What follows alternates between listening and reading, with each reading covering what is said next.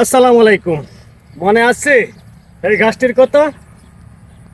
সেই দিন একটা ভিডিও দিয়েছিলাম, একই সাথে গ্রাফটিং করার পরে দুটি সায়ান এখান থেকে বের হয়েছে, একটি সায়ান বের হয় নাই।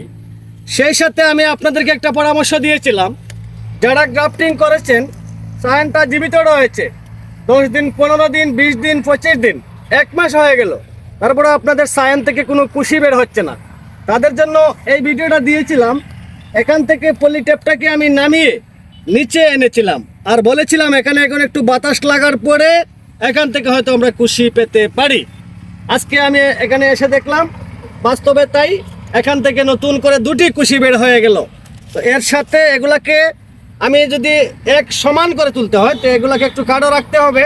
এর জন্য এটাকে আমি প্রুনিং করে দিয়েছিলাম। এই যে দেখেন, এবার এখান থেকে নতুন কুশি আস্তে আস্তে আমার এই ডালটিও বড় হয়ে যাবে।